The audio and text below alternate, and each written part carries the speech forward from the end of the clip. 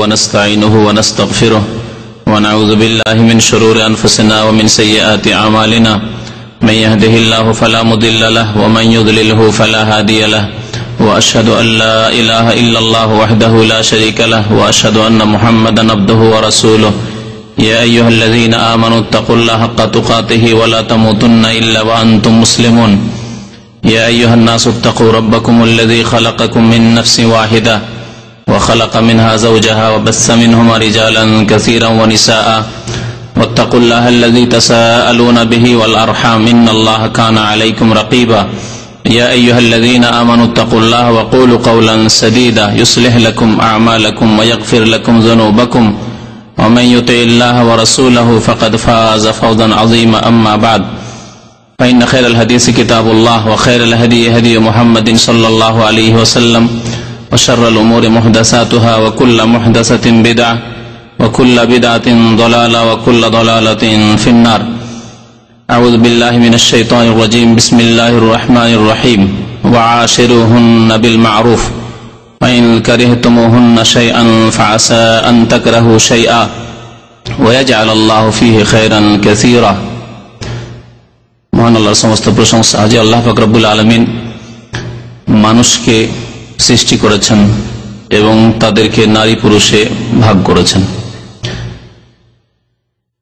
সে আল্লাহরই সমস্ত প্রশংসা যিনি তাদের এক শ্রেণীকে আর এক শ্রেণীর উপর প্রাধান্য দিয়েছেন, নেতৃত্ব দিয়েছেন এবং একের হক অন্যের ওপর প্রতিষ্ঠিত করেছেন। দরুদ ও সালাম নাযিল হোক নবী মুহাম্মদ রাসূলুল্লাহ সাল্লাল্লাহু আলাইহি ওয়াসাল্লামের প্রতি, যিনি আমাদের জীবনের প্রতিটি ক্ষেত্রে আদর্শ। তাকে অনুকরণ করা, তার অনুসরণ করা প্রত্যেক মানুষের উপর আল্লাহ পাক ফরজ করেছেন। গত 2 সপ্তাহ আগে আলোচনা হয়েছিল আদর্শ নারী সম্পর্কে, যাতে অনেক মা বোনেরা ভাববেন যে হয়তো শুধু আমাদের বিষয়ে আলোচনা হলো, আমাদের করণীয় আলোচনা হলো বা আমাদের বৈশিষ্ট্য আলোচনা হলো, কিন্তু স্বামীদের, পুরুষদের বৈশিষ্ট্য আলোচনা হলো না। আবার অনেক ভাইরা রয়েছেন যারা ভাববেন যে হয়তো শুধু স্ত্রীদের ওপর আমাদের অধিকার আছে, যদিও অধিকার নিয়ে এ বিষয়ে আজকে আলোচনা নয়, বা স্ত্রীদের বৈশিষ্ট্য দেখতে হবে, কিন্তু আমাদের কিছু বৈশিষ্ট্য যে হওয়া উচিত একজন আদর্শ পুরুষ হওয়ার জন্য, আদর্শ স্বামী হওয়ার জন্য, সে সম্পর্কে হয়তো অনেকের গাফিলতি থাকতে পারে বা বেখেয়ালও হতে পারেন অনেকে। সেই জন্য আজকে সেই দিকটি পুরা করার উদ্দেশ্যে আলোচনা করব আদর্শ স্বামী সম্পর্কে। আদর্শ স্বামী একজন কেমন করে আপনি হতে পারবেন।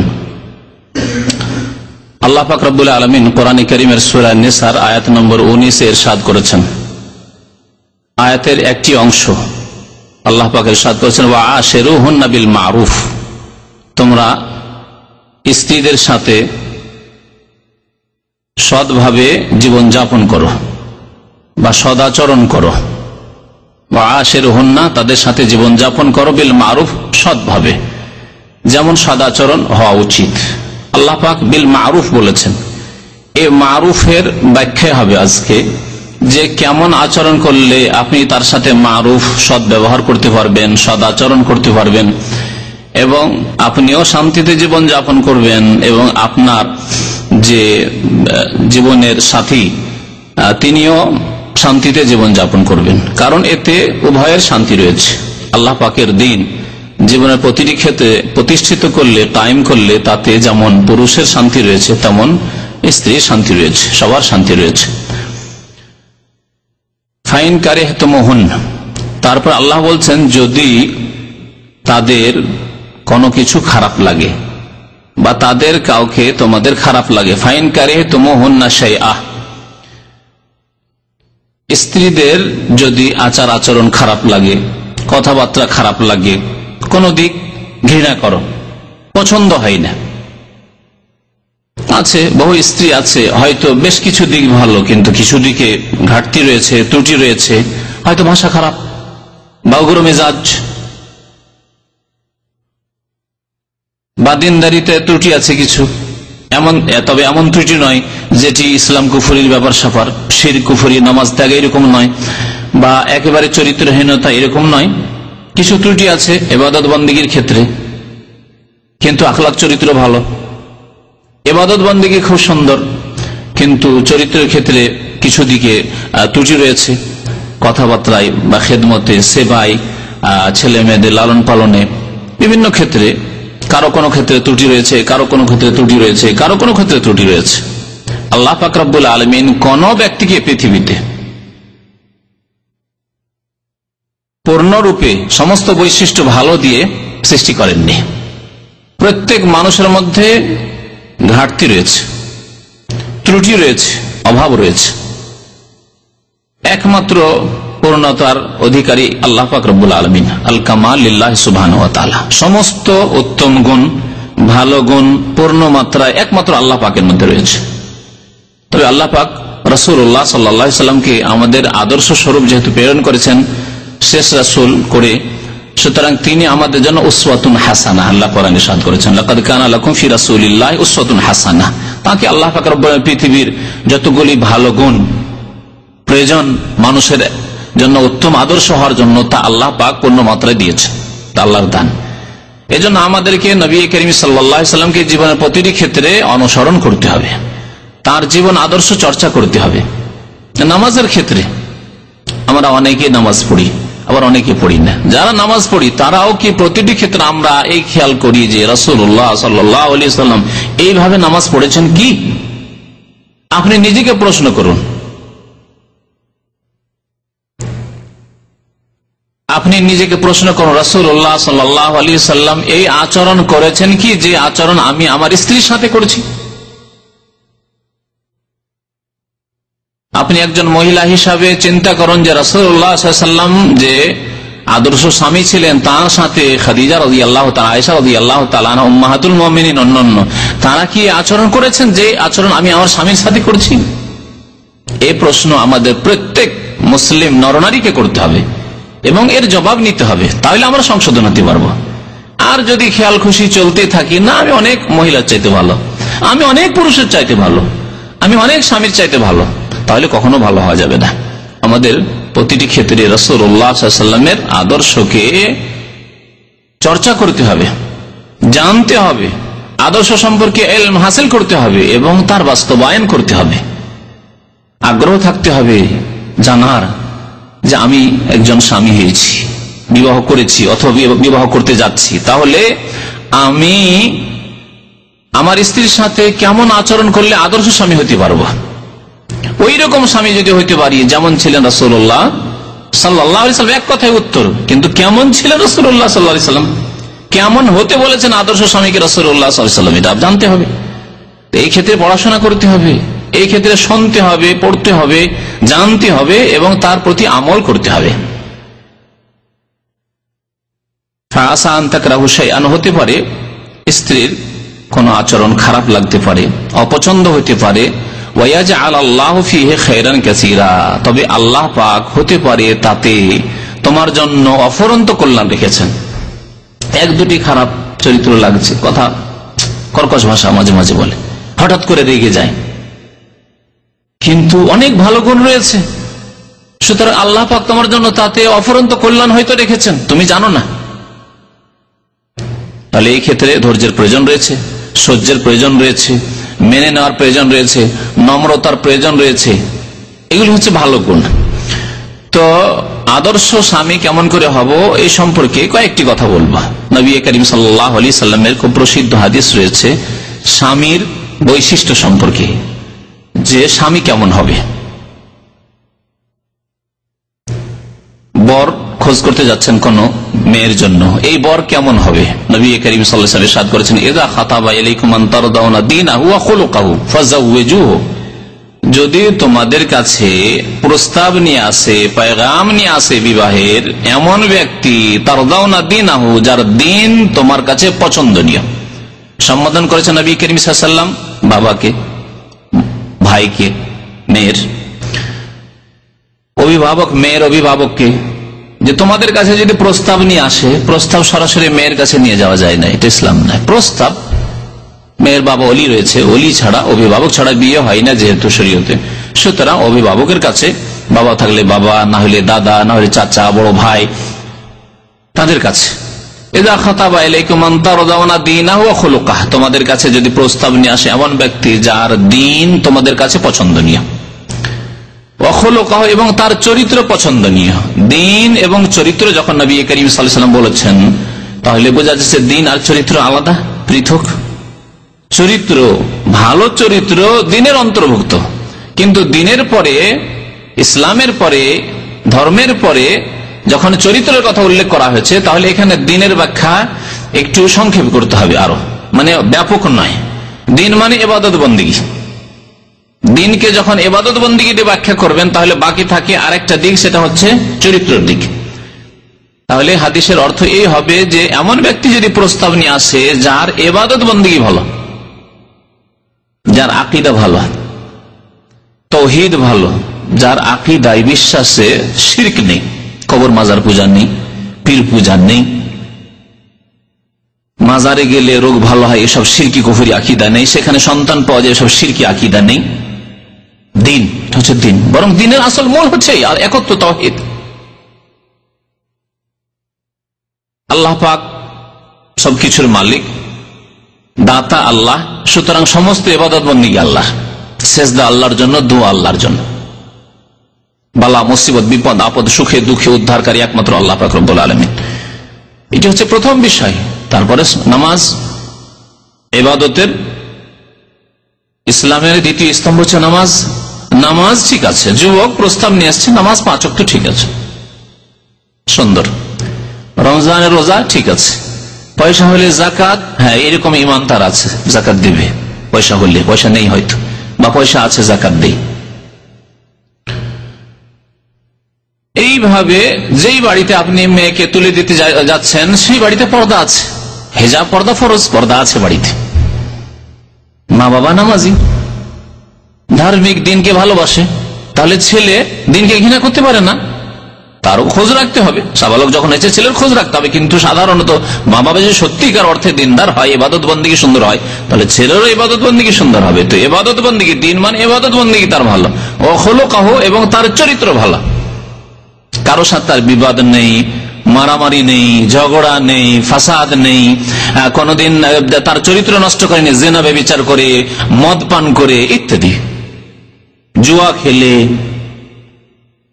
যার অনেকগুলি আমাদের সমাজে এখনো দেখি, চরিত্রের কিছু দিক দেখি, কিন্তু নামাজের খোঁজ খবর রাখি না, খোঁজিনি না আমরা, কিন্তু দেখি ছেলে জুয়া খেলে না তো, ছেলে নেশা করে না তো, এগুলি দেখে, এখনো দেখে, অনেক অমুসলিমও দেখে। নবী করিম সাল্লাল্লাহু আলাইহি ওয়াসাল্লাম 2 দিক দেখতে বলেছেন, ইবাদত বন্দেগী ঠিক আছে আর চরিত্র ঠিক আছে, ফাযাওয়াজুহু, তাহলে তার সাথে বিয়ে দিয়ে দাও, তোমার মেয়ের, তোমার বোনের বিয়ে দিয়ে দাও। ইল্লা তাফআলুহু, যদি এই কাজ না করো, ভালো ছেলে পেলে, ইবাদত বন্দেগী সুন্দর আর তার চরিত্র সুন্দর, দেখেন পয়সা দেখতে বলা হয়নি, কারণ একজন পুরুষ মানুষের পয়সা দেখার কি প্রয়োজন আছে? বিয়ে করেছে, সকালবেলা বেরোবে, সন্ধ্যা পর্যন্ত খাবার ব্যবস্থা নিয়ে আসবে, মেহনত করবে, তাহলে পয়সা দেখার কি আছে? এইরকম যোগ্যতা যদি থাকে, কাজের যোগ্যতা, হ্যাঁ ভিক্ষার পেশা আগে থেকে ধরে রয়েছে, তাহলে আপনার চিন্তার বিষয় রয়েছে যে ভিক্ষুককে কেন আমি দেবো। কিন্তু যার মধ্যে কর্মক্ষমতা আছে, কাজ করার ক্ষমতা আছে, ফাযাওয়াজুহু, বিবাহ দিয়ে দাও। এই কথা বলা হয়নি যে ধন সম্পদ দেখো। ইল্লা তাফআলু, ভালো ছেলে পেলে, ইবাদত বন্দেগী সুন্দর পেলে, চরিত্র ভালো পেলে, তারপরেও যদি বিয়ে না দাও, ইল্লা তাফআলুহু তাকুন ফিতনাতুন ফিল আরদি ওয়া ফাসাদুন আরিজ, তাহলে পৃথিবীতে বিপর্যয় সৃষ্টি হবে এবং ফাসাদ নেমে আসবে, চরিত্রহীনতা নেমে আসবে। আপনার বাড়িতে, পরিবারে এমন ঘটনা ঘটতে পারে যেটা আপনার জন্য অপ্রীতিকর, আপনাকে ভালো লাগবে না। মেয়ের পছন্দ হয়ে গেছে ছেলে, আর আপনি বিবাহ দিতে চান না, শুধু না ছেলে গরিব, আপনার মেয়ে পছন্দ করেছে, তার ইবাদত বন্দেগী ভালো, নামাজ রোজা ভালো, তার চরিত্র ভালো, আমি ওই ছেলেকে বিয়ে করব। সেই ছেলে কি বাড়ি থেকে বেরিয়ে যায় না? বাবার খোঁজ খবরই নেই, মায়ের খোঁজ খবর নেই, এরকম বহু ঘটনা ঘটছে। নবী করিম সাল্লাল্লাহু আলাইহি ওয়াসাল্লাম এইরকম বিপর্যয়ের দিকে ইঙ্গিত করেছেন। বিপর্যয়ের আরো বেশ কিছু দিক রয়েছে, বিবাহ দিচ্ছেন না, এই ভালো ছেলে পাবো, আরো পয়সাওয়ালা ছেলে পাবো, আরো পয়সাওয়ালা ঘরে বিয়ে দেবো, এই করতে করতে মেয়ের বয়স যখন 22, 24, 25 হয়ে গেল, তখন 22-25 হলে আমাদের সমাজের মেয়েদেরকে বলে 35, 10 বছর বেশি করে এমনি বলে। যুবকদের বয়স কমিয়ে বলা হয়, যদি 35 হয় তো বলে 25 বছরের ছেলে, আর মেয়েদের বয়সকে বাড়িয়ে বলা হয়। কথা সত্য না? তাহলে 22 থেকে 25 যদি মেয়ে চলে যায়, তাহলে তখন আপনার মেয়েকে, আপনার বোনকে বলবে 35 বছর বয়স, অনেকদিন আগে ডিগ্রি করেছে, পাশ করেছে, বসে আছে অনেকদিন থেকে, কত রকমের কথাবার্তা, ভালো ছেলে আসতে চাইবে না। তখন বিপর্যয় সৃষ্টি হবে। যখন স্বামী পাবে না, একজন যুবতী যখন স্বামী পাবে না, তখন তার যৌবন রয়েছে, পাপে লিপ্ত হতে পারে, অবৈধ রাস্তা অবলম্বন করতে পারে, ফাসাদুন আরিজ, ব্যাপক ফাসাদ সৃষ্টি হবে, অবনতি দেখা দিবে চরিত্রে, সমাজে, পরিবারে। তো নবী করিম সাল্লাল্লাহু আলাইহি ওয়াসাল্লাম বৈশিষ্ট্য দেখতে বলেছেন ইবাদত বন্দেগীর, বৈশিষ্ট্য দেখতে বলেছেন চরিত্রের। এই চরিত্র সম্পর্কে আমার এর আগের আলোচনা আছে। মুসলিমের চরিত্র বলে 2টি বক্তব্য আছে। মুসলিমের চরিত্র কেমন হইতে হবে বিস্তারিত আলোচনা রয়েছে, সুতরাং সেই দিকে কথা বাড়াচ্ছি না, যেহেতু সময় খুবই অল্প, সময়ের অর্ধেক সময় শেষ হয়ে গেছে। তবে যাদের চরিত্র ভালো তাদের প্রশংসা করেছেন নবী করিম সাল্লাল্লাহু আলাইহি ওয়াসাল্লাম, এবং কিয়ামতের দিনে সবচেয়ে নিকটবর্তী হবে নবী করিম সাল্লাল্লাহু আলাইহি ওয়াসাল্লামের ওই ব্যক্তি যার চরিত্র বেশি ভালো। নবী করিম সাল্লাল্লাহু আলাইহি ওয়াসাল্লাম একটি হাদিসে ইরশাদ করেছেন, বুখারীতে হাদিস রয়েছে, ইন্না মিন আহাব্বিকুম ইলাইয়া ওয়া আকরাবিকুম মিন্নি মাজলিসান ইয়াউমাল কিয়ামাতি, তোমাদের মধ্যে সবচাইতে প্রিয় ব্যক্তি আমার নিকট। কার নিকট? রাসূলুল্লাহ সাল্লাল্লাহু আলাইহি ওয়াসাল্লামের নিকট। প্রিয় ব্যক্তি তোমাদের মধ্যে সবচাইতে বেশি আমার নিকট, ওয়া আকরাবুকুম মিন্নি মাজলিসান, এবং আমার মজলিসের নিকটবর্তী সে বসতে পাবে, অবস্থান করতে পাবে। কখন? ইয়াউমাল কিয়ামা, কিয়ামতের দিনে, জান্নাতে। কে সেই ব্যক্তি? আহাসানুকুম আখলাকান, যার চরিত্র সবচাইতে বেশি সুন্দর, যার চরিত্র যত সুন্দর। তাহলে ভালো চরিত্রের মানুষ নবী করিম সাল্লাল্লাহু আলাইহি ওয়াসাল্লামের অত্যন্ত নিকটবর্তী হবেন কাল কিয়ামতে, জান্নাতে। আর নবী করিম সাল্লাল্লাহু আলাইহি ওয়াসাল্লামের প্রিয় পাত্র। নবী করিম সাল্লাল্লাহু আলাইহি ওয়াসাল্লাম থেকে আবু উমামা রাদিয়াল্লাহু তাআলা একটি হাদিস বর্ণনা করেছেন, যাতে 3 শ্রেণীর মানুষের প্রশংসা করা হয়েছে এবং তাদেরকে জান্নাতের সুসংবাদ দেওয়া হয়েছে। 3 শ্রেণীর মানুষ, এবং এই 3টি যে গুণ রয়েছে বা 3টি কথা রয়েছে, সবগুলির সম্পর্ক চরিত্রের সাথে। তাহলে এমন স্বামী যদি হয়, তাহলে এইরকম স্বামীকে, এইরকম নারীকে নবী করিম সাল্লাল্লাহু আলাইহি ওয়াসাল্লাম জান্নাতে সুসংবাদ দিয়েছেন। বলছেন, আনা যাইমুন বিবাইতিন ফি রাবাদিল জান্নাহ, আমি জান্নাতের প্রথম তলায়, রাবাদিল জান্নাহ মানে ফ্লোরে, প্রথম তলায় জান্নাতে একটি ঘরের জামিন হয়ে যাচ্ছি, দায়িত্ব নিচ্ছি। রাসূলুল্লাহ সাল্লাল্লাহু আলাইহি ওয়াসাল্লাম ইরশাদ করছেন, কার জন্য? লেমান তারাকাল মেরা ওয়াইন কানা মুহিক্কান, যদি সেই ব্যক্তি হকপন্থী হওয়া সত্ত্বেও, ন্যায্য অধিকার রাখা সত্ত্বেও ঝগড়া বিবাদকে পরিত্যাগ করে, ঝামেলা চাই না, হক তার, জমি তার, বাড়ি তার, ন্যায্য অধিকার তার, কিন্তু দেখছে যে এই ন্যায্য অধিকার যদি দাবি করতে যায়, এই নিয়ে যদি কথা বাড়াতে যায়, তাহলে কি হবে? ঝগড়া বিবাদ হবে। সেই ব্যক্তি ঝগড়া করা ছেড়ে দিল, তর্ক করা ছেড়ে দিল। তাহলে এই কথাটিকে স্বামী স্ত্রী জীবনে লাগান। তার বিষয়বস্তু হচ্ছে আজকে আদর্শ স্বামীর। আপনি স্বামী হিসাবে দেখছেন, আমি ন্যায্য কথা বলেছি, আমি ন্যায্য কথায় আছি, আমি ঠিক পয়েন্টে আছি, আমার স্ত্রী ভুল কথা বলছে, ভুল যুক্তি পেশ করছে। আপনি বলছেন, আমার ছেলেকে আমি ইসলামিক প্রতিষ্ঠান দেব, আলেম তৈরি করব, হাফেজ আলেম তৈরি করব। তারপরে নেতৃত্ব আপনার। আল্লাহ বলছেন, কাওয়ামুন আলান নিসা, কে? আর রিজালু কাওয়ামুন আলান নিসা, পুরুষ হচ্ছে মহিলাদের উপর নেতা। সুতরাং নেতৃত্ব আপনার, ন্যায্য পথে আপনি আছেন, কিন্তু আপনার স্ত্রী ঝামেলা করছে যে কোনো ব্যাপার নিয়ে। এই ব্যাপার হোক, আপনার বাবা মায়ের ব্যাপার স্যাপার নিয়ে হোক, হক আপনার সাথে, সত্য আপনার সাথে, কিন্তু তারপরেও আপনি স্ত্রীর সাথে তর্কে জড়িত হতে গেলেন না, বেশি কথা বলতে গেলেন না, ছেড়ে দিলেন, আপনার ন্যায্য অধিকার ছেড়ে নিয়েছিলেন। তবে শর্ত হচ্ছে নাজায়েজ কাজ করতে হবে না, হারাম কাজ করে নয়, কিন্তু এই ক্ষেত্রে আপনার ন্যায্য অধিকার ছিল, সেই ক্ষেত্রে আপনার অধিকার আপনি নিজেই, ঠিক আছে, তোমার কি মত শুনি, তোমারটাই নিলাম। এইভাবে যদি কেউ ঝগড়া করা ত্যাগ করে, বিবাদ করা ত্যাগ করে, যদিও সে হকপন্থী ন্যায্যপন্থী, তাহলে তার জন্য নবী করিম সাল্লাল্লাহু আলাইহি ওয়াসাল্লাম একটি স্পেশাল ঘরের, জান্নাত তো পাবেই সে, কিন্তু স্পেশাল ঘরের জামানত দিয়েছেন, দায়িত্ব নিয়েছেন জান্নাতের নিচের তলায়, প্রথম তলায়। ওয়াবি বাইতিন ফি ওয়াসাতিল জান্নাহ, আর জান্নাতের মধ্যখানে,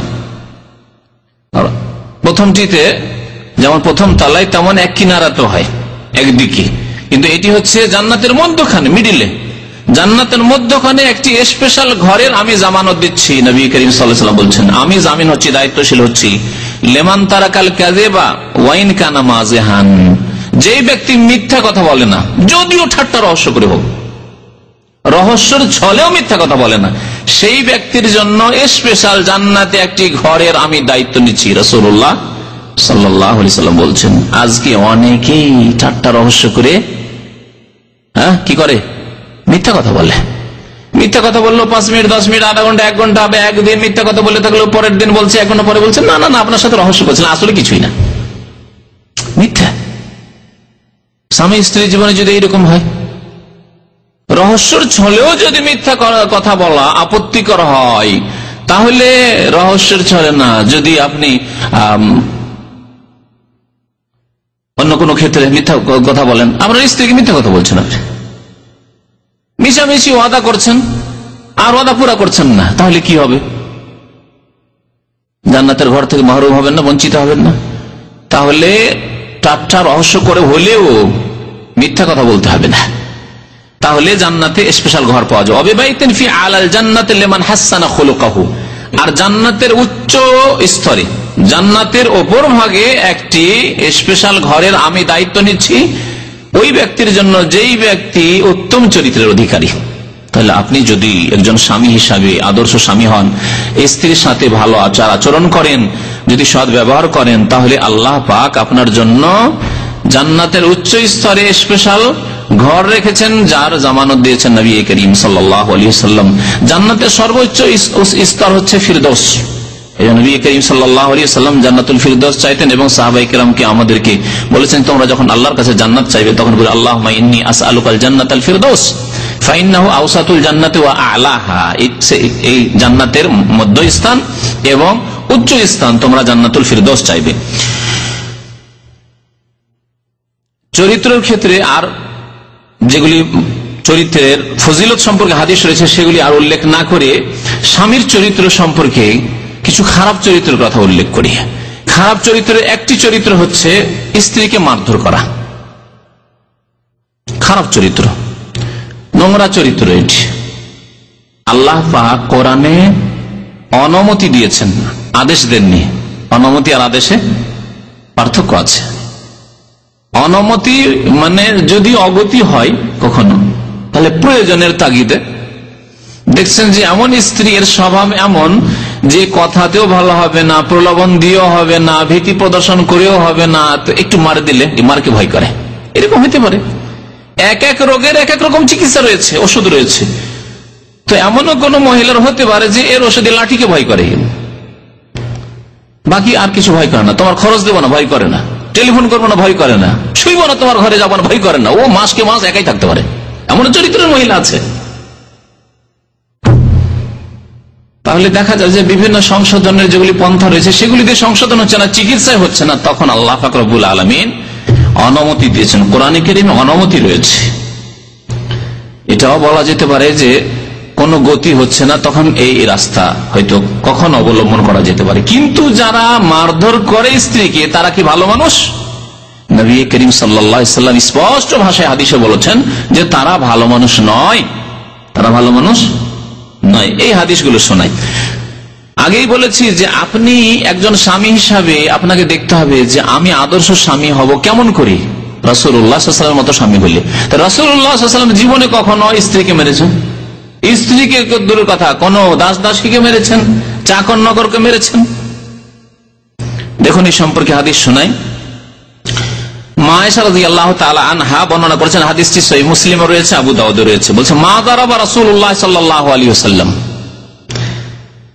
শাইআন কাত্তু, আল্লাহ রাসূল সাল্লাল্লাহু আলাইহি ওয়াসাল্লাম কোন ব্যক্তিকে জীবনেও মারেননি, কোন ব্যক্তিকে জীবনে মারেননি। তারপরে বলছেন বিয়াদিহি, নিজের হাতে মারেননি। তবে ইসলামী দণ্ডবিধান কায়েম করার জন্য হুকুম দিয়েছেন, জিনার শাস্তির জন্য হুকুম দেননি, আদেশ দেন। ইসলামী দণ্ডবিধান ব্যক্তি স্বার্থে নয়, ব্যক্তি স্বার্থে না, আল্লাহর দিন কায়েম করার জন্য, আল্লাহর দিন প্রতিষ্ঠিত করার জন্য, আল্লাহর দিনের বাস্তবায়নের জন্য। নবী করিম সাল্লাল্লাহু আলাইহি ওয়াসাল্লাম নিজ হাতে কোনদিন কোন ব্যক্তিকে মারেননি, কোন ব্যক্তিকে। শাইআন মানে কোন, এমনকি কোনো কিছুকে হয়, কুকুর, বিড়াল, সেগুলি এতে সামিল হতে পারে। তারপরে মা আয়েশা বলছেন, ওয়ালা ইমরাতান ওয়ালা খাদেমান, কোন স্ত্রীকে মারেননি। এমন নয় যে বেশি প্রিয় স্ত্রী আয়েশা তাকে মারেননি, কিন্তু আর কাউকে, হাফসাকে মেরেছেন না, কাউকে মারেননি। নবী করিম সাল্লাল্লাহু আলাইহি ওয়াসাল্লামের একসাথে 9 স্ত্রী ছিল এবং আরো 2 স্ত্রী, 11 স্ত্রী ছিল। আরো কিছু বর্ণনা রয়েছে যে তারও বেশি ছিল। তো যাই হোক, নবী করিম সাল্লাল্লাহু আলাইহি ওয়াসাল্লাম জীবনে কোন স্ত্রীকে মারেন, ওয়ালা ইমরাতান ওয়ালা খাদেমান, কোন দাস দাসীকেও জীবনে মারেননি। চিন্তা করুন, আমাদের দেশে কত লোক আছে যারা চাকর নকরকে মারধর করে, অকথ্য ভাষা বলে। নবী করিম সাল্লাল্লাহু আলাইহি ওয়াসাল্লাম কখনো কোন ব্যক্তিকে কোনো কিছু মারধর করেননি, ইল্লা ইউজাহিদা ফি সাবিলিল্লাহ, তবে আল্লাহর রাস্তায় তিনি জিহাদ করেছেন। তার মানে এনে জিহাদে জানি, তিনি বদরে গেছেন, ওহদে গেছেন, খন্দকে গেছেন, তাবুকে গিয়েছেন, খাইবারে গিয়েছেন, মক্কা বিজয়ে গিয়েছেন, হুনাইনে গিয়েছেন, তায়েফে গিয়েছেন, জিহাদ ফি সাবিলিল্লাহ গিয়েছেন। তবে তিনি অস্ত্র ব্যবহার করেননি, তিনি নেতৃত্ব দিয়েছেন। কেমন ভাবে রণকৌশল হবে তা করেছেন তিনি। অস্ত্র ধারণ করেন, ওমানিলা মিনহু শাইউন কাত্তু, অস্ত্র থেকেছে, অস্ত্রে সজ্জিত থেকেছেন যার প্রয়োজন ছিল।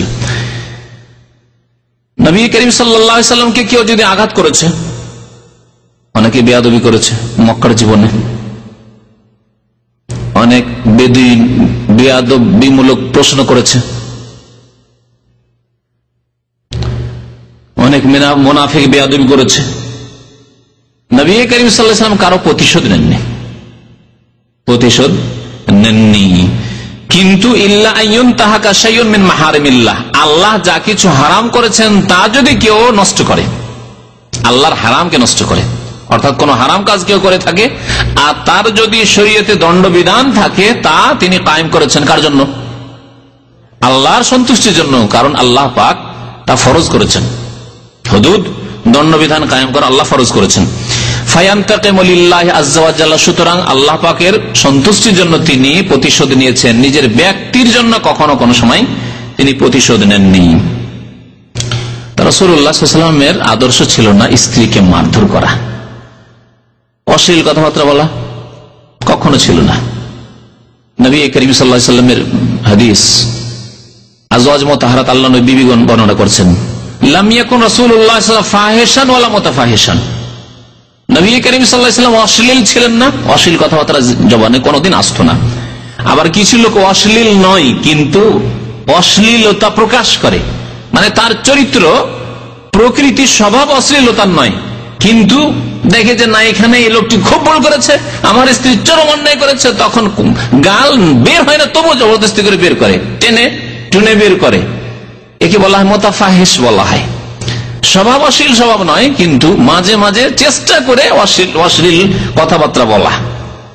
অনেকে আছে জন্মগত ভালো মানুষ বা পারিবারিক দিক দিয়ে ভালো মানুষ, ভদ্র মানুষ, ভদ্র পরিবেশে মানুষ হয়েছে, ও খারাপ নোংরা গালি গালাজ জানেন না, কিন্তু দেখে যে না এ খুব বাঁকা, এ বাঁকাকে সোজা করলে গালি দিতে হবে, তখন ও খোঁজ করে করে গালি খোঁজ করে। এইরকম ছিলেন না নবী করিম সাল্লাল্লাহু আলাইহি ওয়াসাল্লাম। আজকাল এরকম অনেকই পাওয়া যাবে। লাম ইয়াকুন ফাহিশান ওয়ালা মুতাফাহিশান, নবী করিম সাল্লাল্লাহু জীবনে কোনো অশ্লীল কথা না বলতেন, না তার স্বভাব ছিল, না তিনি বানিয়েও বলতেন। নবী করিম সাল্লাল্লাহু আলাইহি ওয়াসাল্লাম মদিনায় একবার স্ত্রীদেরকে মারার অনুমতি দিলেন, আয়াত নাযিল হলো, ওয়াল্লাতি তাখাফুনা নুশুযাহুন্না, আয়াতটি আপনাদেরকে শুনিয়ে দিই। আল্লাহ বলছেন, যদি তোমাদের স্ত্রীদের পক্ষ থেকে এইরকম আশঙ্কা হয় যে এরা অবাধ্য হয়ে যাচ্ছে, নামাজ পড়তে বলছি, নামাজই পড়ে না, উঠতে বলছি ফজরে, উঠছি উঠেই না, অবাধ্য, নসরুজাহন না। এইরকমই হকের ক্ষেত্রে, অধিকারের ক্ষেত্রে যেগুলি রয়েছে সেই ক্ষেত্রে অবাধ্য। আল্লাহ বলছেন যদি অবাধ্য হয়ে যায় কোন স্ত্রী, ফায়েজও হন না, প্রথম পদক্ষেপ আল্লাহ কি বলছেন? উপদেশ দাও, বোঝাও, তাকে উপদেশ দাও। বাড়িতে অবস্থান করতে বলছেন, বোরকা পরে বেরোতে বলছেন, ও শাড়ি পরে বেরিয়ে যাচ্ছে। তুমি হাট বাজারে যাবে না, তোমার ভাই আছে যথেষ্ট। তুমি একা তোমার বাবার বাড়ি থেকে আমার বাড়ি আসবে না, বা আমার বাড়ি থেকে তোমার বাবার বাড়ি যাবে না, তোমার ভাই এসে বা তোমার বাবা নিয়ে যাবে, দুলা ভাইয়ের সাথে চলে যাচ্ছে, নাজায়েজ কাজ করলো, মাহারাম ছাড়া অন্য কারোর সাথে হারাম কাজ করলো। এগুলি হচ্ছে নুশুজ, নাফরমানি করা, বিরুদ্ধাচরণ করা স্বামীর। এইরকম অনেক রকমের বিরুদ্ধাচরণ রয়েছে যা হয়ে থাকে এক সেই নারীদের পক্ষ থেকে। আল্লাহ বলছেন উপদেশ দাও, প্রথমখানে বোঝাও। এই নয় এক শ্রেণীর মূর্খদের মতো জানতে পারলো যে এরকম অন্যায় কাজ করেছে, টেলিফোনটা উঠিয়ে তুমি এরকম কাজ করেছো, চরম অন্যায় করেছো, তালাক তালাক তালাক দিল, একসাথে 3 তালাক। দেশি তরিকায়, ইসলামী তরিকায় নাই, ইসলামী তরিকায় হারাম। সর্বসম্মতি করো, হানাফি, শাফি, মালিকি, হাম্বলি 4 মাযহাবে একসাথে 3 তালাক দেওয়া হারাম। হিদায়াহ বিকায়া খুললেও পাবেন তাতে যে তালাক বিদি আর মুহাররম, বিদাতি এবং হারাম তালাক হচ্ছে একসাথে 3 তালাক দেওয়া। তালাকু সালাসা ওয়াহিদা, মাররা ওয়াহিদা, একবারই 3 তালাক দেওয়া। তাহলে এই হারাম কাজ আমাদের দেশের অহরহ হচ্ছে, আর মূর্খদের দ্বারা হচ্ছে সামান্য ছোটখাটো কথা। আল্লাহ বলছেন উপদেশ দাও। উপদেশ দিয়েও হয় না, বুঝাইলেন কিন্তু হচ্ছে না। একবার বুঝালেন হলো না, আর একবার দেখছে। আপনার সাবালক ভাইয়ের সাথে চলে গেছে ঢাকা ঘুরতে, সিনেমায় চলে গেছে, নাউযুবিল্লাহ। ওয়াহজুরুহুন্না ফিল মাযাজি, দ্বিতীয় পদক্ষেপ আল্লাহ বলছেন যে তাদের বিছানা আলাদা করে দাও, শুয়ো না তার সাথে। বিছানা আলাদা, তোমার বিছানা আসতে দিও না। কাছে থাকলে, দূরে থাকলে কি করবেন? দূরে থাকলে ঠিক আছে, টেলিফোন বন্ধ করে দেন, খরচ পাঠানো বন্ধ করে দেন। যে তুমি অবাধ্য, তখন তোমার জন্য খরচ নেই আমার পক্ষ থেকে, আমার টেলিফোনের পয়সা নেই তোমার জন্য, ব্যাস।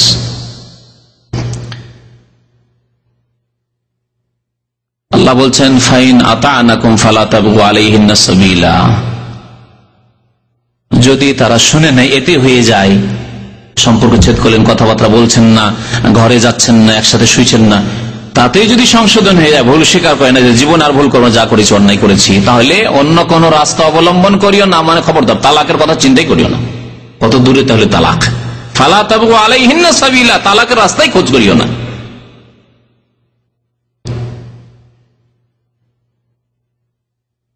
আল্লাহ পাক রব্বুল আলামিন তৃতীয় পদক্ষেপ বলছেন যে মারো, মার দাও।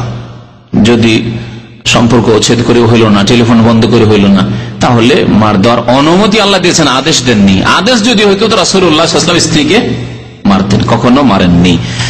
তো নবী করিম সাল্লাল্লাহু আলাইহি ওয়াসাল্লাম যখন অনুমতি দিলেন, তখন বেশ কিছু সাহাবায়ে কেরাম, তাদের জামানায় ওই স্ত্রী বাঁকা ছিল, অনেকের স্ত্রী বাঁকা ছিল, তো তারা মার দিলেন। যেহেতু আল্লাহ নবীর অনুমতি পেয়ে গেছে, মার দিলেন। নবী সাল্লাল্লাহু আলাইহি ওয়াসাল্লাম বললেন কালা রাসূলুল্লাহ তাযরিবু ইমা আল্লাহ, প্রথম বলেছিল খবরদার আল্লাহর দাসীদেরকে, আল্লাহর বান্দীদেরকে তোমরা মারধর করিও না। এটাই ছিল নবী সাল্লাল্লাহু আলাইহি ওয়াসাল্লাম আদেশ, মারিও না স্ত্রীদেরকে। এই খবর পেয়ে স্ত্রীরা বেড়ে গেল যে আল্লাহ নবীর হুকুম হয়েছে যে মার তো দেওয়া যাবে না, মার দিবে না। তখন স্ত্রী আর স্বামীর এতরাজ করে, স্বামীর সাথে ঝগড়া করে, তর্ক করে, বাড়াবাড়ি করে। তখন ফাজা ওমর ইলা রাসূলিল্লাহ সাল্লাল্লাহু আলাইহি ওয়াসাল্লাম, ওমর রাদিয়াল্লাহু তাআলা আল্লাহ রাসূল সাল্লাল্লাহু আলাইহি ওয়াসাল্লামকে বললেন, রাগী মানুষ এবং হক্কানি মানুষ, হকের উপর তিনি শক্ত খুব। ইয়া রাসূলুল্লাহ, আপনি কি করলেন? আপনি বলে দিলেন আমাদেরকে যে স্ত্রীদেরকে মারা যাবে না, স্ত্রীদেরকে মারি না, সব বাঁকা হয়ে গেছে, বাঁকা হয়ে গেছে সব। ওদের এতরাজের শেষ নাই, আর ওদের তর্ক বিতর্কের শেষ নাই, আর বেয়াদবির শেষ নেই। কি করতে হবে? বলছেন জায়রনান নিসা আলা আজওয়াজিহিন্না, স্বামীদের সামনে তাদের সাহস বেড়ে গেছে। নবী সাল্লাল্লাহু আলাইহি ওয়াসাল্লামের কথা শুনে তাদের সাহস বেড়ে গেছে যে মারতে তো পারছে না স্বামীরা, কারণ আল্লাহ নবী নিষেধ করেছেন সাল্লাল্লাহু আলাইহি ওয়াসাল্লাম, রাহমাতুল লিল আলামিন, বিশ্বজাহানের রহমত, নিষেধ করেছেন। ফারাখাসা ফি দারবিহিন্না, তখন নবী সাল্লাল্লাহু আলাইহি ওয়াসাল্লাম অনুমতি দিলেন, ছাড় দিলেন, মারতে পারো। যখন এইরকমই হচ্ছে, বেড়ে গেছে, তারা তো মার দিতে পারো। মার দেওয়ার হুকুম হয়েছে। আর স্বামীও তো আর একরকম না, যেমন মহিলারাও একরকম না, তো স্বামীও একরকম না। এই যে স্বামীরা রাগী স্বামী ছিল, আর যাদের স্ত্রী দেখছে একটু বেশি বাক, মার তো শুরু করেছে, ভালোই মার দিয়েছে, অন্যায় করে ফেলেছেন অনেক সাহাবায়ে কেরাম রাদিয়াল্লাহু আনহুম। সুবহানাল্লাহ, সন্ধ্যা হয়েছে, নবী সাল্লাল্লাহু আলাইহি ওয়াসাল্লামের বাড়ি সেই মহিলারা অভিযোগ নিয়ে চলে এসেছে। সন্ধ্যাবেলা ভিড় লেগে গেছে নবী করিম সাল্লাল্লাহু আলাইহি ওয়াসাল্লামের বাড়ি, মদিনার মহিলাদের। নিসাউন কাসীর, বহু মহিলা, একজন দুইজন না, অনেক মহিলাদের ভিড় ভাড় লেগে গেছে নবী সাল্লাল্লাহু আলাইহি ওয়াসাল্লামের বাড়িতে। ইয়াশকুনা আজওয়াজাহুন্না, স্বামীর বিরুদ্ধে অভিযোগ, কমপ্লেন নিয়ে, ইয়া রাসূলুল্লাহ, আমার স্বামী মেরেছে, আমার স্বামী এরকম অন্যায় করেছে, অন্যায় করেছে, অন্যায় করেছে। ফাকালা রাসূলুল্লাহ সাল্লাল্লাহু আলাইহি ওয়াসাল্লাম, নবী সাল্লাল্লাহু আলাইহি ওয়াসাল্লাম কি বললেন? খুতবা দিলেন, বক্তব্য করলেন। সাহাবায়ে কেরামরা জমা হয়েছে মসজিদে নববীতে। লাকাদ তাফা বিআলি মুহাম্মদ নিসাউন কাসীর, আজকে মুহাম্মদ সাল্লাল্লাহু আলাইহি ওয়াসাল্লামের পরিবারের কাছে অর্থাৎ বাড়িতে অনেক মহিলারা এসেছিল মদিনার বিভিন্ন দিক থেকে, আর তারা এসে ইয়াশকুনা আজওয়াজাহুন্না, স্বামীর বিরুদ্ধে অভিযোগ এনেছে। শুনে রেখো, লাইসা উলাইকা বিখিয়ারিকুম, যারা স্ত্রীকে মারধর করেছে তারা তোমাদের মধ্যে ভালো মানুষ নয়।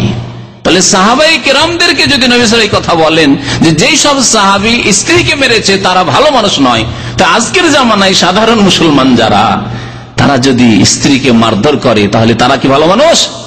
লাইসু বিখিয়ারিকুম, তারা ভালো মানুষ নয়। তাহলে যারা স্ত্রীকে মারে তারা ভালো মানুষ নয়। হাদিস আবু দাউদের, ইবনে মাজার হাদিস। এমনকি নবী করিম সাল্লাল্লাহু আলাইহি ওয়াসাল্লাম যাদের স্ত্রী মারার স্বভাব আছে তাদেরকে মেয়ে দিতে নিষেধ করেছেন। শুনবেন এই মাসলা।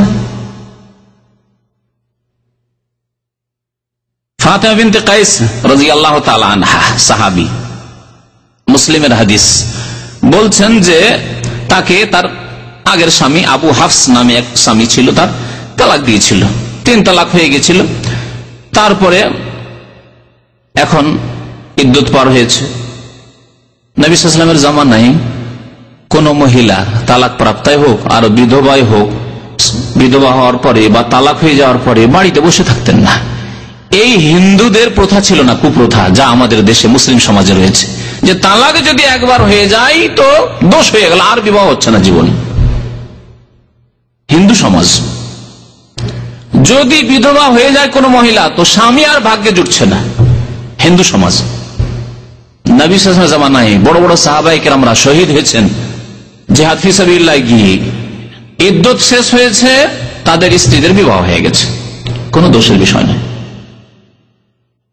কোন দোষের বিষয় নাই। এক শ্রেণীর লোকেরা দোষ মনে করে যে স্ত্রী বিবাহ করলে স্বামীর হক নষ্ট করলো, না, কিছুই নষ্ট না, আল্লাহ পাক তার জন্য জায়েজ করেছেন, বরং তাতেই সে গুনাহ থেকে হেফাজতে সেফ থাকবে।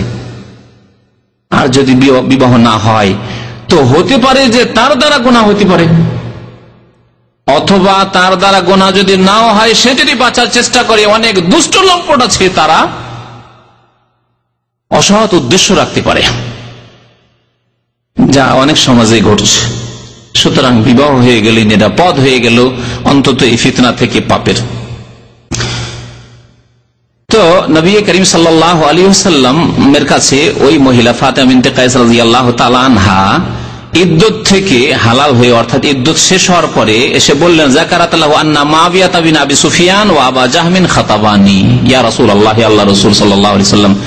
মুআবিয়া আবু সুফিয়ানের ছেলে মুআবিয়া, পরে যিনি খলিফাতুল মুসলিমিন হয়েছিলেন, এই মুআবিয়া আমাকে পয়গাম দিয়েছে। নবী সাল্লাল্লাহু আলাইহি ওয়াসাল্লামের কে শালা হাফসা রাদিয়াল্লাহু তাআলা আনহার ভাই, আবু সুফিয়ানের ছেলে রাদিয়াল্লাহু আনহু পয়গাম দিয়েছে। আর আমাকে আরেক যুবক পয়গাম দিয়েছে, আবু জাহাম ওর নাম। ফাকালা রাসূলুল্লাহ সাল্লাল্লাহু আলাইহি ওয়াসাল্লাম, আল্লাহ রাসূল সাল্লাল্লাহু আলাইহি ওয়াসাল্লাম বললেন, আম্মা আবু জাহমিন, আবু জাহামের কথা শোনো, ফালা ইয়াদাউ আসাহু আন আতিকিহি, সেই ব্যক্তি নিজের কাঁধ থেকে নিচে জীবনেও লাঠি রাখে না। মানে কি, সব সময় তার হাতে লাঠি, লাঠি ছাড়া কথা না। আমাদের দেশের ভাষায়, আরবি ভাষায় বলে লা ইয়াদাউ আসাহু আন আতিকিহি, কাঁধ থেকে লাঠি রাখে না, এটা শাব্দিক অর্থ। আর আমাদের দেশে বলে লোকটির লাঠি ছাড়া কোনো কথা নেই, মানে মুখে বুঝানো নেই, উপদেশ দেওয়া নেই, আর কোন যুক্তি নেই, লাঠি, সবকিছুতে লাঠি, সব কথাতে লাঠি, লাঠি ছাড়া আর কোনো কথা নেই। এ হচ্ছে আবু জাহাম। নবী করিম সাল্লাল্লাহু আলাইহি ওয়াসাল্লাম এটাকে দোষ তুলে ধরলেন, সুতরাং আবু জাহমকে বিয়ে করিও না। তাহলে যেই যুবকের, যেই ব্যক্তির চরিত্রে এই স্ত্রী মারার স্বভাব রয়েছে, নবী করিম সাল্লাল্লাহু আলাইহি ওয়াসাল্লাম তাকে মেয়ে দিতে নিষেধ করেছেন, বোন দিতে নিষেধ করেছেন। কেমন করে চিনবেন, কেমন করে জানবেন? মেয়ের বিয়ে দিচ্ছেন, বোনের বিয়ে দিচ্ছেন, কেমন করে বুঝবেন যে এই ছেলেটা স্ত্রী মারবে? বিশেষ করে যদি প্রথম বিবাহ হয়, আবু জাহমের এর পূর্বে হয়তো বিয়ে হয়েছিল, তাই নবী করিম সাল্লাল্লাহু আলাইহি ওয়াসাল্লাম শুনতে পেয়েছিলেন যে আবু জাহম সম্পর্কে কমপ্লেন, অভিযোগ আছে যে স্ত্রীকে মারে। দেখি আপনাদের কাছ থেকে শুনে যে আপনাদের কি মতামত। কেমন করে বুঝতে পারবেন যে এই যুবক স্ত্রীকে মারতে পারে?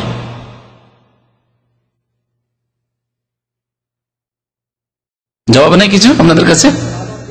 হ্যাঁ, বাবা শুধু, আর মাকে দেখবে না? মাও যদি বেশি মেজাজি হয়, অনেক মা আছে স্বামীকে মারতে চলে যাবে, স্বামীকে যে ধমক দিতে যাচ্ছে, তাহলে তার ছেলে কি সম্ভাবনা আছে যে তার মাই যদি এরকম জবরদস্ত হয়, স্বামীকে ধমক দিতে যায়, তাহলে ছেলে সম্ভাবনা আছে? তাহলে একটু দেখে শুনে এইরকম পরিবারে মেয়ে দেওয়ার ক্ষেত্রে, বোন দেওয়ার ক্ষেত্রে একটু সাবধানে, সতর্ক। বাবার মারা অভ্যাস আছে, ছোট থেকে দেখেছে মারতে, মারতে শিখেছে। দাদাকে, চাচাকে দেখেছে, বংশের লোকেরা মারে, ও মারতে দেখেছে, ও তাই শিখেছে হয়তো। সুতরাং এটা হচ্ছে দেখার বিষয়।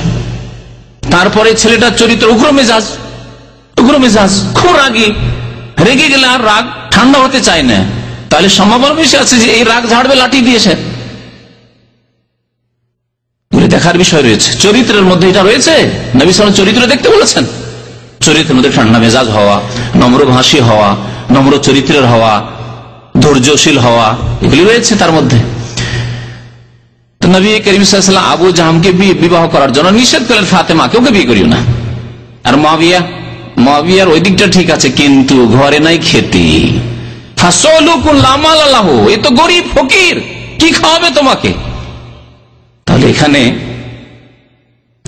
দেখা যেতে পারে, যদি দেখা যায় যে আলহামদুলিল্লাহ আল্লাহ পাক আমাকে খাবার যথেষ্ট দিয়েছেন, আমার মেয়ের কোনো অভাব নেই, আমারও অভাব নেই, তাহলে একেবারে ফকিরকে আপনাকে মেয়ে দিতে হবে না, জরুরি না। আপনি আপনার কাছাকাছি, আপনার চাইতে ওপর দিকে যান না। অনেকে নিজের চাইতে ওপর দিকে, নিজে যতটা তার চাইতে সম্ভ্রান্ত পরিবার, তার চাইতে পয়সাওয়ালা, পয়সা হলেই যে সম্ভ্রান্ত এমন কথা নয়। আসলে পয়সাওয়ালা পরিবারে যেতে চায়, যার ফলে তার মেয়ে বা বোন শান্তি পায় না, কারণ সেখানে গিয়ে দাসীর মতো তার সাথে আচরণ করা হয়। তোমার বাবা গরিব, কিন্তু যদি আপনার মতোই হতো, অথবা আপনার চাইতে একটু আর্থিক দিক থেকে দুর্বলই হতো, আর তার বাড়িতে মেয়ে দিতেন, বোন দিতেন, সব সময় শ্রদ্ধার পাত্র থাকতো আপনার মেয়ে বা বোন, অত্যন্ত গুরুত্বপূর্ণ এই বিষয়। এই জন্য মেয়ে দেওয়ার ক্ষেত্রে, বোন দেওয়ার ক্ষেত্রে আপনার চাইতে গরিবের বাড়ি দেন, অথবা আপনার সমান, তাহলে শ্রদ্ধা করবে, আপনার শ্রদ্ধা থাকবে তার জামাইয়ের অন্তরে, শ্বশুর সাহেবের শ্রদ্ধা করবে, শাশুড়ির শ্রদ্ধা করবে, স্ত্রীর শ্রদ্ধা করবে, না ভালো পরিবারের মেয়ে পেয়েছি। কিন্তু যদি আপনার চাইতে পয়সাওয়ালা বাড়িতে দেন, তাহলে এই সম্মান পাবেন না, আপনিও পাবেন না, আপনার স্ত্রীও পাবে না শ্বশুর শাশুড়ি হিসাবে, আর আপনার মেয়েও গিয়েও সেখানে সম্মান পাবে না, লাঞ্ছিত হয়ে থাকতে হবে। তো দেখা যেতে পারে, সচ্ছলতা দেখা যেতে পারে। নবী করিম সাল্লাল্লাহু আলাইহি ওয়াসাল্লাম ফকির বললেন মুআবিয়াকে, আল্লাহ পাক কি করতে পারেন না? সেই মুআবিয়াকে আল্লাহ পাক রব্বুল আমিরুল মুমিনিন বানিয়ে দিলেন, খলিফাতুল মুসলিমিন বানিয়ে দিলেন। দীর্ঘ 20 বছরের বেশি তিনি খলিফা থাকলেন। সুতরাং আমরা অনেকে যে রিজিকের জন্য পেরেশান, পেটের জন্য পেরেশান, পয়সা নেই, সুতরাং ছেলে নেব না বেশি, একটি বা দুইটি যথেষ্ট। আপনি রিজিক নিজের হাতে নিয়েছেন, সুতরাং আল্লাহ পাক বরকত দেবেন না। এই ফকির মুআবিয়া আমিরুল মুমিনিন হয়ে যাচ্ছেন। দেশের বিশাল দেশ, মরক্কো পর্যন্ত, পশ্চিম দিকে, পূর্ব দিকে আফগানিস্তান পর্যন্ত, এত বড় বিশাল দেশের মালিক হয়ে যাচ্ছেন মুআবিয়া রাদিয়াল্লাহু তাআলা আনহু। তিনি ফকির ছিলেন, বিয়ে করতে নিষেধ করলেন, বললেন কি, ওয়ালাকিন ইনকাহি ওসামা বিন যায়েদ, ওসামাকে বিয়ে করে না, ওসামা বিন যায়েদ বিন হারেসা, একে বিয়ে করে। নবী করিম সাল্লাল্লাহু আলাইহি ওয়াসাল্লাম খুব ভালোবাসতেন। ওসামা দেখতে খুব কালো ছিল, বলছেন তাই ফাতেমা রাদিয়াল্লাহু তাআলা আনহা, ফাতেমা বিনতে কায়েস বলছেন, ফাকারিহতু, আমি অপছন্দ করছিলাম, বিয়ে করতে চাইছিলাম না। তাহলে মেয়েদের রুচির বিষয় রয়েছে। আপনার মেয়ে থাকলে, আপনার বোন থাকলে এই স্বাধীনতা অবশ্যই দেবেন আপনি। রং কালো না সাদা, বেটে না লম্বা, দেখতে সুন্দর না বানর, কেমন দেখতে, সে সৃষ্টিগত হোক না কেন, কিন্তু তার স্বাধীনতা রয়েছে। এই স্বাধীনতাকে খর্ব করবেন না, নষ্ট করবেন না। পরামর্শ দিতে হবে মেয়েদের বিবাহের ক্ষেত্রে, যাতে করে আগামী জীবন সুখী হয়। বিয়ে দিয়ে দিলেন চাপ সৃষ্টি করে, পয়সা দেখে, ধন দেখে, অথবা চাকরি দেখে, আর কুৎসিত, দেখতে ভালো না, বেটে বা দুর্বল স্বাস্থ্যের দিক দিয়ে আপনার মেয়ে পছন্দ হলো না। ওর বাড়ি কি দেখবে, পাকা বাড়ি কি দেখবে, আর পয়সা টাকা চাকরি কি দেখবে, টান দিয়ে চলে আসলো বাবার বাড়ি। অথবা সে হারাম কাজ করা শুরু করলো, স্বামী পছন্দ হচ্ছে না, তখন একটা ভালো কোন শয়তান যুবকের সাথে অবৈধ সম্পর্ক হয়ে গেল। এরকম বহু ঘটনাই ঘটছে। সুতরাং মেয়েদের কাছে, বোনদের কাছে পরামর্শ নিতে হবে বিয়ে দেওয়ার সময়, যে এইরকম যুবক আমরা চয়েস করেছি বা পছন্দ করতে যাচ্ছি, তোমার মতামত কি? মত নিতে হবে, এই কথা বলা হয়েছে। নবী কারীম সাল্লাল্লাহু আলাইহি ওয়াসাল্লাম বলেছেন। প্রথম দিকে অপছন্দ করলেন, কিন্তু নবী সাল্লাল্লাহু আলাইহি ওয়াসাল্লাম বললেন, ইনকাহি ওসামা, ভালো হবে, বিয়ে করে নাও তুমি, শুধু দেখতে কালা, বাকি সমস্ত গুণ তার সুন্দর ছিল। বলছেন ফানাকাহতু, আল্লাহ নবী সাল্লাল্লাহু আলাইহি ওয়াসাল্লামের কথা শুনে আমি বিয়ে করেই ফেললাম। ফাতেমা বলছেন ফাজআলাল্লাহু ফীহি খায়রান, আল্লাহ পাক তাতে আমার জন্য বড়ই মঙ্গল করলেন, বড়ই মঙ্গল করলেন, ভালো স্বামী আমি পেলাম। ওয়াক্তবিত্ত, এবং অনেকে ঈর্ষা করত, হিংসার মতো, যে এত সুন্দর স্বামী পেয়ে নিল রে, এত সুন্দর স্বামী ফাতেমা বিনতে কায়েস পেয়ে গেল, ঈর্ষা করত যে এইরকম স্বামী যদি আমরা পেতাম। তো নবী করিম সাল্লাল্লাহু আলাইহি ওয়াসাল্লামের আদেশ পালন করলে দুনিয়ায় বরকত রয়েছে, আর দিনেও বরকত রয়েছে, ইহকালেও বরকত রয়েছে, আর পরকালেও বরকত রয়েছে। নবী করিম সাল্লাল্লাহু আলাইহি ওয়াসাল্লাম গালি গালাজ করা, অকথ্য ভাষা বলাকে ফাসেকি বলেছে। সুতরাং স্ত্রীকে গালি দেওয়া কত বড় ফাসেকি তাহলে? এই ক্ষেত্রে অনেকে খেয়াল করি না, না গ্রামের লোকে গালি দেবো না, কারণ ও তো গালি দিলে খবর আছে, গালি দেবো বা মার দিবে। বাইরে যদি আপনি অন্য কোনো অপরিচিত ব্যক্তিকে যদি কোনো কারণে গালি দেন, তাহলে মার খেতে হইতে পারে, আপনি ক্ষতিগ্রস্ত হতে পারেন। কিন্তু স্ত্রীর ক্ষেত্রে তো আপনি নিশ্চিন্তে, যে একে গালি দিলে মিসকিন কিছুই করতে পারবে না, অসহায় বেচারি, কি আমার করে নেবে, যাবে বাবার বাড়ি যাবে, আমার কি হবে? এই জন্যই অকথ্য ভাষা, গালিগালাজ না, কখনো না। নবী করিম সাল্লাল্লাহু আলাইহি ওয়াসাল্লাম বলছেন সেবাবুল মুসলিমে ফুসুকুন, মুসলিমকে গালি দেওয়া হচ্ছে, অকথ্য ভাষা বলা হচ্ছে ফাসেকি কাজ। তাহলে এখন আসুন, যেই স্বামী স্ত্রীকে গালি দেই, সে কি ফাসেক নয়? আল্লাহ আমাদের হেফাজত করেন, আল্লাহ পাক আমাদেরকে সংশোধন করার তৌফিক দান করেন, আল্লাহ পাক আমাদের সবাইকে হিদায়াত দান করেন, বুঝার তৌফিক দান করেন, আমলের তৌফিক দান করেন। ওয়া কিতালুহু কুফরুন, আর মারামারি করা, মুসলিমের সাথে মারামারি করা হচ্ছে কুফরি কাজ, আল্লাহর নাশুকরি, ছোট কুফরি, যদিও ইসলাম থেকে বহিষ্কৃত হবে না, কিন্তু কাবিরা গুনাহ। গালি দেওয়া, লড়াই ঝগড়া করা, এগুলি হচ্ছে বিবাদ করা, এগুলি হচ্ছে ফাসেকি কাজ, আর লড়াই করা হচ্ছে কুফরি কাজ। বুখারী শরীফের হাদিস। সুতরাং আদর্শ স্বামীর চরিত্র এই হবে না যে, আদর্শ স্বামী কখনো স্ত্রীকে গালি দেবে না, স্ত্রীর সাথে মারামারি করবে না, ঝগড়া করবে না। নবী করিম সাল্লাল্লাহু আলাইহি ওয়াসাল্লাম প্রতিবেশী সম্পর্কে বলেছেন ওয়াল্লাহি লা ইউমিন, আল্লাহর কসম করে বলছে, মুমিন হতে পারবে না, মুমিন হতে পারবে না, মুমিন হতে পারবে না, 3 বার করে বলেছেন নবী করিম সাল্লাল্লাহু আলাইহি ওয়াসাল্লাম। মুত্তাফাক আলাইহি, বুখারী মুসলিমের হাদিস। সাহাবারা জিজ্ঞাসা, ইয়া রাসূলুল্লাহ, কে সে যে মুমিন হতে পারবে না? বললেন রাসূলুল্লাহ সাল্লাল্লাহু আলাইহি ওয়াসাল্লাম, আল্লাযী লা ইয়ামানু জারুহু বাওয়াইকাহু, যার প্রতিবেশী তার অনিষ্ট থেকে নিরাপদ নয়। প্রতিবেশী অনিষ্ট থেকে নিরাপদ নয়, সে মুমিন হতে পারবে না। তাহলে জীবন সঙ্গিনী স্ত্রী যদি আপনার অনিষ্ট থেকে নিরাপদ না থাকে, সব সময় ভয় লেগে থাকে, কখন যে কি মুড মেজাজ নিয়ে আসে, আর কি যে মার দেয় না, কি অকথ্য ভাষা বলে, পেরেশান আছে, কিভাবে চললে একে খুশি করতে পারবো, কেমন হয়ে চললে রাজি থাকবে, এই নিয়ে পেরেশান রাত দিন। ঘুমালেও শান্তি আসে না, ঘুম আসে না, শান্তি আসে না, ঘরে থাকলেও শান্তি আসে না, স্বামী বাইরে গেছে তাও শান্তি নেই, আসলে যে কি মেজাজ নিয়ে আসবে, বাইরে গেলেও শান্তি নেই। না, মুমিন ওই ব্যক্তি নয় যেই ব্যক্তির প্রতিবেশী তার অনিষ্ট থেকে, বিপদ থেকে, ক্ষতি থেকে নিরাপদ নয়। তাহলে স্ত্রীকে নিরাপদ রাখতে হবে, যাতে আপনার কাছে আরাম পায়, শান্তি পায়, নিশ্চিন্তে সে বসবাস করে, কোনো চিন্তা নেই তার, এই পেরেশানি নেই যে হাই যদি আমার বাবার বাড়ি যেতে পেতাম, ওখানে আরামে থাকতাম, ভালো থাকতাম, এমনটা যাতে না হয়। যদি কোনো স্ত্রী এই আকাঙ্ক্ষা করে যে বাবার বাড়ি আমাকে ভালো লাগে, বিবাহ হয়ে যাওয়ার পরে বাবা মায়ের সাথে ভালো লাগে, ভাই বোনের সাথে ভালো লাগে, তাহলে আপনি আদর্শ স্বামী নন, নিশ্চয় আপনি আদর্শ স্বামী নন। যে স্ত্রী বলবে যে না আমাকে ভালো লাগে না তোমার কাছে, আমাকে যেতে দাও, আমার বাবার বাড়ি 10 দিনের জন্য যেতে দাও, তাহলে সে ভালো স্ত্রী নয়, না আপনি ভালো স্বামী নন। কেন সে যেতে চাইবে? আপনার চরিত্র তাকে মুগ্ধ করবে। নবী করিম সাল্লাল্লাহু আলাইহি সাল্লাম মুনাফিকি লক্ষণ বলেছেন কয়েকটি। একটি হাদিসে 4টি মুনাফিকি লক্ষণ রয়েছে। এই লক্ষণগুলি যদি স্বামী স্ত্রী জীবনে পাওয়া যায়, স্বামী স্ত্রীর সাথে যদি এরকম করেন, তাহলে আপনার মধ্যে মুনাফিকি লক্ষণ রয়েছে, আপনি মুনাফিক হয়ে যাবেন। বলছেন নবী আরবাউন মান কুন্না ফিহি, 4টি খারাপ চরিত্র রয়েছে যদি কারো মধ্যে থাকে, তাহলে সেই ব্যক্তি কানা মুনাফিকান খালেসান, সে নিখুঁত নির্ভেজাল খাঁটি মুনাফিক। খাঁটি মুনাফিক 4টি খারাপ চরিত্র কি? আর তার মধ্যে যদি একটি থাকে তাহলে একটি মুনাফিকি চরিত্র থাকলো। যতক্ষণ এই খারাপ চরিত্রগুলি ত্যাগ না করবে, এদা উতমেনা খানা, যদি আমানত দেওয়া হয় তাহলে খেয়ানত করে, আমানত দেওয়া হয় তো খেয়ানত করে। এখানে দাম্পত্য জীবনে এই কথাটিকে ফিট করি। এই যে মেয়েটিকে তুলে দিচ্ছে মেয়ের বাবা, বোনকে তুলে দিচ্ছে ভাইরা, আমানত নয় কি? 16 বছর 18 বছর 20 বছর মানুষ করলো, কত টাকা পয়সা খরচ করে, কত আদর স্নেহ করে, আর কত যত্ন করলো, কত পয়সা খরচ করলো, কত রকমের চিকিৎসা করলো, কত খরচ করেছে চিন্তা করুন তো একটা মেয়ের পিছনে। তারপরে আপনার ঘরে আমানত তুলে দিল, আপনি খেয়ানত করলেন। যৌতুকের জন্য মারধর, মানসিক টর্চার, মানসিক নির্যাতন। অনেকে দৈহিক নির্যাতন করে না, মারধর করে না, কারণ মারধর করলে অসুবিধা আছে আজকাল, বিশেষ করে বাংলাদেশে মারধর করলে অসুবিধা আছে। মানসিক অশান্তি সৃষ্টি করে, মানসিক নির্যাতন, আঘাতমূলক কথা, আক্রমণমূলক কথা, কষ্ট দেওয়া কথা বা চাপ সৃষ্টি করা, যাও তুমি নিয়ে এসো, এই নিয়ে এসো, সেই নিয়ে এসো। আমানতে খেয়ানত, আমানতে খেয়ানত। আমানতে খেয়ানতের অন্তর্ভুক্ত হারাম কাজ করতে বাধ্য করা। দুলাভাই এসছে, যাও তাকে খাবার দিয়ে এসো। আমার ছোট বোনের জামাই এসছে, স্বামী এসছে, তাকে খাবার দিয়ে এসো। আমানত খেয়ানত। আমানত আপনাকে দেওয়া হয়েছে, তার দেহ আপনার জন্য, তার চেহারা আপনার জন্য, আপনি পাঠিয়ে দিলেন আপনার দুলাভাইয়ের খেদমত করার জন্য।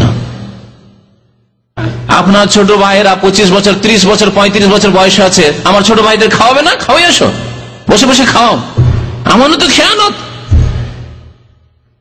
হাদিসটা শুধু তর্জমা পড়ে রেখে দিলে হবে না, বাস্তব জীবনে এই খেয়ানতগুলি আমাদের হচ্ছে, বাধ্য করছি অনেক সময় আমরা। আপনার মা,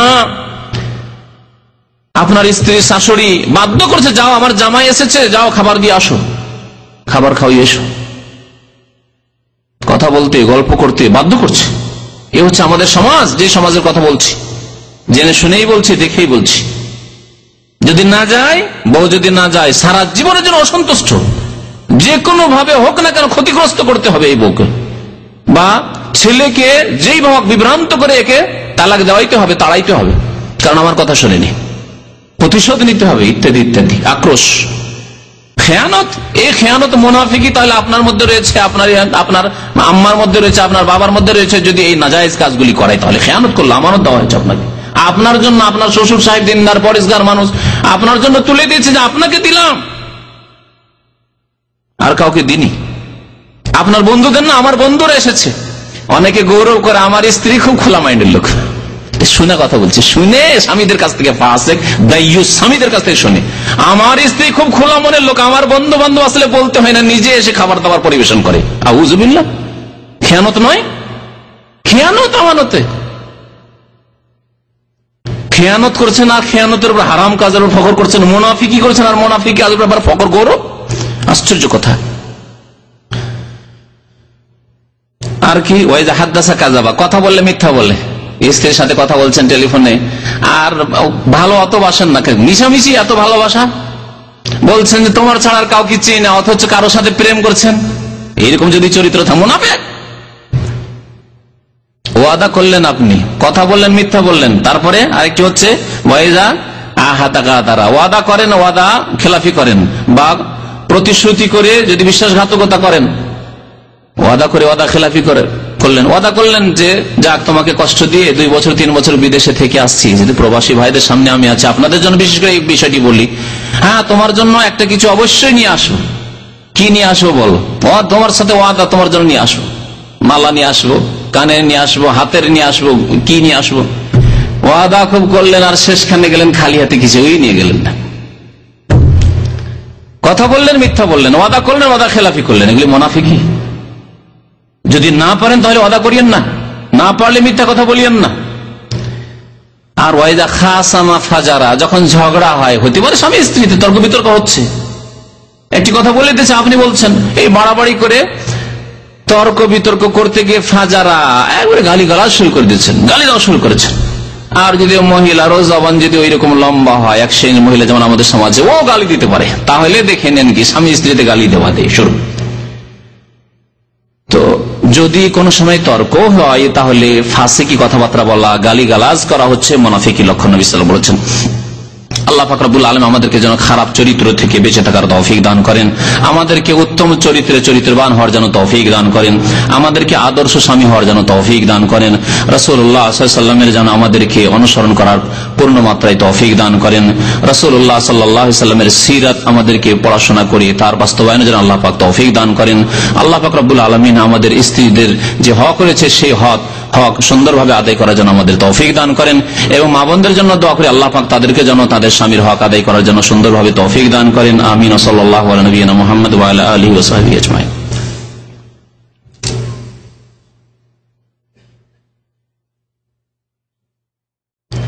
এক ভাই লিখেছেন যে গত শনিবারে আমার আব্বা ইন্তেকাল করেছেন, তো আমার আব্বার জন্য দোয়া করবেন, আল্লাহ পাক যেন তাকে জান্নাতবাসী করেন, তার গুনাহ খাতা মাফ করে দেন, আল্লাহ পাক যেন কবর জীবনকে সুখী করেন, কবরের আযাবকে যেন দূর করে দেন, আল্লাহ পাক রব্বুল আলামিন যেন আত্মীয় স্বজন যারা রয়েছে শোকে তাদের যেন আল্লাহ ধৈর্য ধারণে তৌফিক দান করেন, তাদেরকে যেন উত্তম প্রতিদান দান করেন। আমিন।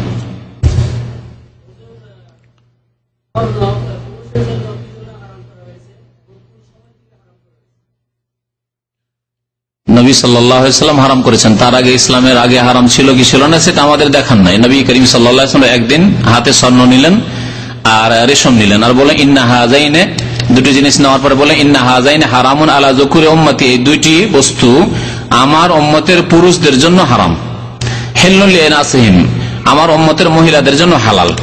নবী করিম সাল্লাল্লাহু আলাইহি ওয়াসাল্লাম যা হালাল করেছেন হারাম করেছেন, এই ক্ষেত্রে আপনাকে যুক্তি পেশ করতে হবে, এই দায়িত্ব নিয়ে আসেননি তিনি।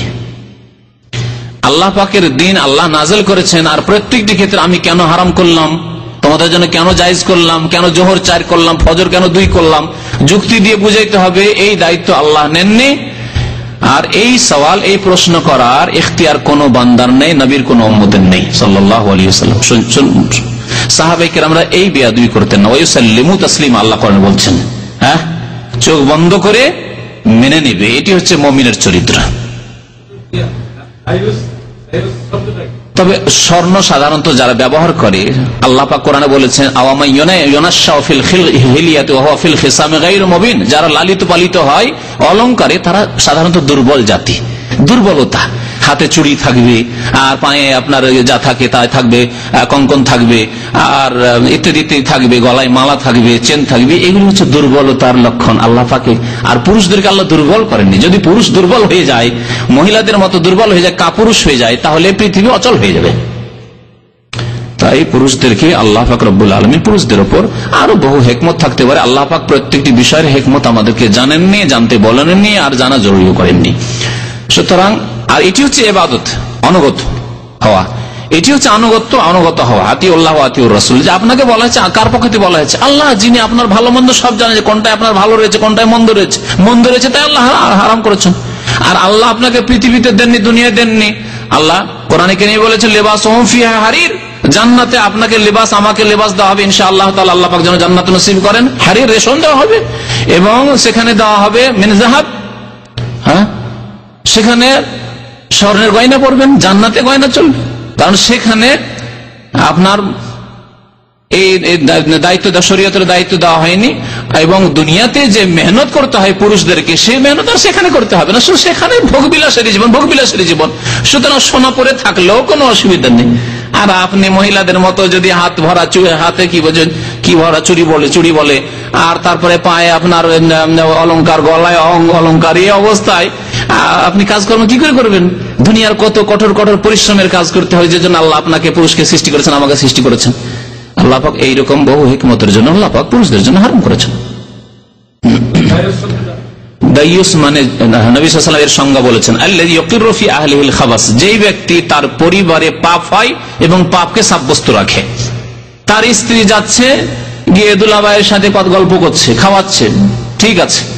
বন্ধু বান্ধব আসো, আমার বন্ধুরা আছে, চা নিয়ে আসো, বসে গল্প করছে স্ত্রী বন্ধু বান্ধব নিয়ে। তাই স্ত্রী বেহায়া বেপর্দা শাড়ি পরে পেট পিট খুলে বাজারে চলে যাচ্ছে পর্দা না করে, স্বামী জানছে, কোনো ব্যাপার না। স্বামীকে খোঁজ খবর আছে যে এরকম বেহায়া বেপর্দা আমার স্ত্রী ঘুরছে, অথচ সে তার সংশোধন করে না। সেই ব্যক্তি দায়ুস, দায়ুস জান্নাতে যাবে না, নবী করিম বলছেন জাহান্নামে যাবে। জি,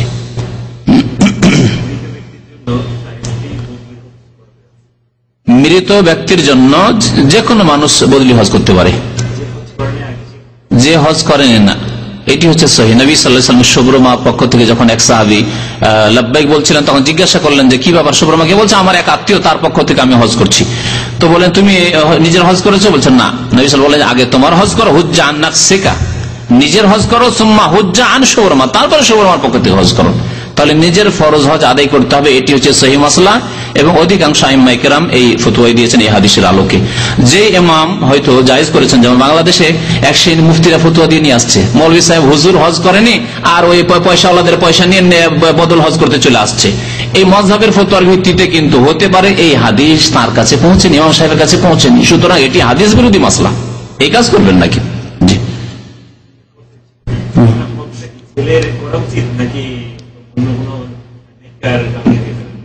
মানে বাবার বা মায়ের ছেলে করবে না অন্য কাউকে দিয়ে করাবে? বাবা ছেলে যদি নামাজি হয় যথেষ্ট, নামাজি, কাবিরা গুনাহ করে না, ভুল ভ্রান্তি তো প্রত্যেকের ছোটখাটো হচ্ছে, কিন্তু কাবিরা গুনাহ, জেনা করে না, মদ খায় না, আর নামাজ রোজা হজ যাকাত ঠিক আছে। বেনামাজির নামাজ হজ কবুল হবে না, বেনামাজিকে দিকে বদল হজ করে লাভ নেই। বিশেষ করে নামাজের বিষয়টি, বেনামাজির ইবাদত বন্দেগী নষ্ট হয়ে যায়, সুতরাং বেনামাজির দিকে বদল হজ করেন লাভ নেই। যদি ছেলে বেনামাজি হয় তো কখনো তাকে দিয়ে করাবে না, বাসে করবে না। জি,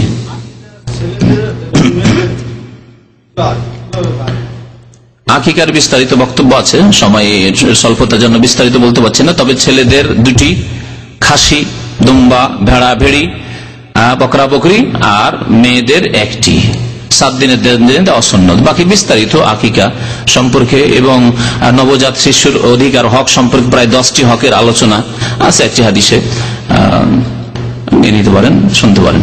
জি, সাল্লাল্লাহু আলাইহি মুহাম্মদ ওয়া আলা আলিহি ওয়া সাহবিহি ওয়া আলাম। জি, সাল্লাল্লাহু আলাইহি মুহাম্মদ ওয়া আলা আলিহি ওয়া সাহবিহি।